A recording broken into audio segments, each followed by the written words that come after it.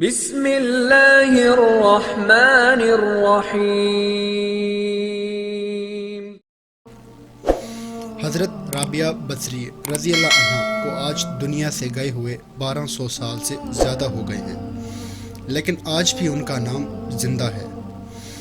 رابعہ بصری رضی اللہ عنہ نہ کوئی شہزادی تھی، نہ کوئی ملکہ تھی، نہ خوبصورت عورت تھی، نہ صاحب اولاد تھی، خاندان بھی اچھا نہیں تھا، وہ ایک غلام تھی، شکل بھی اچھی نہیں تھی، وہ ایک کالی عورت تھی۔ رابعہ بصریہ رضی اللہ عنہ اولاد کے قابل بھی نہ تھی، وہ ایک بانجھ عورت تھی۔ ان کی عادات تھی کہ وہ عشاء کے بعد کپڑے بدلنے کے بعد وضو کرتی اور اپنے خاوند سے پوچھتی کہ آپ کو میری ضرورت ہے، اور اگر خاوند کہتے نہیں تو وہ کہتی مجھے اجازت دے، اور اگر خاوند اجازت دے دیتے تو مصلی پر کھڑی ہو جاتی اور صبح کی نماز تک کھڑی رہتی۔ کہتے ہیں رابعہ بصری سے کسی نے پوچھا شیطان پر لعنت کرنا کیسا ہے، تو انہوں نے کہا دشمن کی بات وہ کرے جسے یار سے فرصت ہو۔ شیخ سعدی فرماتے ہیں انسان بھی کیا چیز ہے، دولت کمانے کے لیے اپنی صحت کھو دیتا ہے اور پھر صحت کو واپس پانے کے لیے اپنی دولت کھو دیتا ہے، مستقبل کی سوچ کو اپنی حال ضائع کرتا ہے، پھر مستقبل میں اپنا ماضی یاد کر کے روتا ہے، جیتا ایسے ہے جیسے کبھی مرنا ہی نہیں، اور پھر مرتا ایسے ہے جیسے کبھی جیا ہی نہیں۔ آواز رابعہ بصری ہے کہ اس دور کی بدترین تلخ حقیقت یہ ہے کہ 4 مسلمان ایک سمت میں بس اسی وقت چلتے ہیں جب 5واں ان کے کندھوں پر ہوتا ہے۔ رابعہ بصری رضی اللہ عنہ سے کسی نے پوچھا کہ کیا گناہ گار کی توبہ قبول ہوتی ہے؟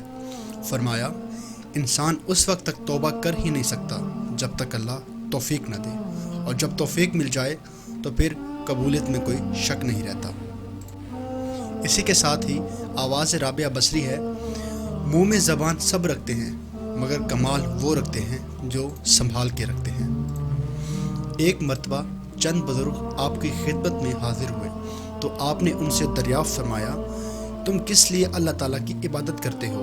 ایک بزرگ نے جواب دیا کہ ہم دوزخ کے ان طبقات سے خوف زدہ ہو کر اللہ تعالیٰ کی عبادت کرتے ہیں جن پر سے قیامت کے دن گزرنا پڑے گا، اور ہم اس لیے اللہ تعالیٰ کی بندگی کرتے ہیں کہ تاکہ دوزخ سے محفوظ رہ سکیں۔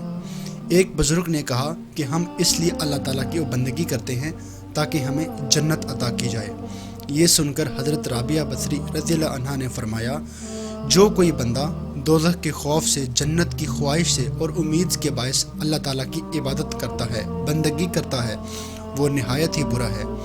اس پر لوگوں نے پوچھا کہ کیا آپ اللہ تعالیٰ سے اس امید اور خوف سے نہیں ہیں؟ آپ نے فرمایا پہلے پڑوسی ہے اور بعد میں اپنا گھر، اس لیے ہماری نگاہوں میں جنت اور دوزخ کا ہونا یا نہ ہونا برابر ہے، اس لیے کہ اللہ تعالیٰ کی عبادت فرض عین ہے، اور اگر وہ جنت اور دوزخ کو پیدا ہی نہ فرماتا تو کیا بندے اس کی بندگی نہ کرتے، اس کی عبادت نہ کرتے؟ یہ سن کر لوگ خاموش ہو گئے۔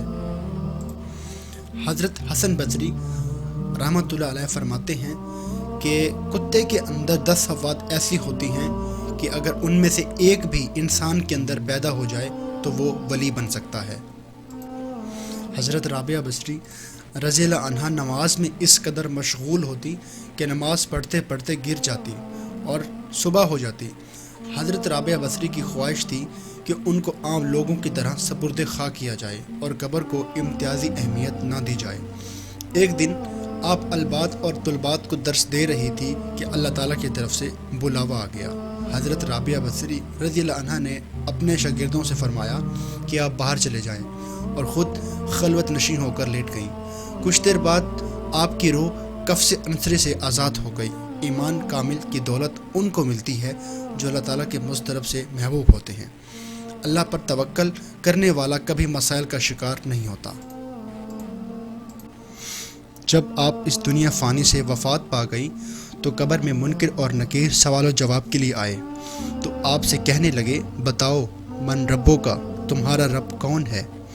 تو آپ نے کہا 40 سال میں نے اس رب عالی جلال کی عبادت کی ہے، 4 گز زمین کے نیچے آ کر اس کو کیسے بھول سکتی ہوں؟ حاصل بے شک اللہ تعالیٰ کی شان نرالی ہے۔ ذہن نصیب کہ جسے یہ اللہ تعالیٰ کا حقیقی عشق نصیب ہو جائے، یقیناً وہ دنیا میں ہی جنت کا سکون حاصل کر لیتا ہے۔ حضرت رابعہ بصریہ رضی اللہ عنہا کی زندگی آج ہماری خواتین کے لیے مشعل راہ ہے۔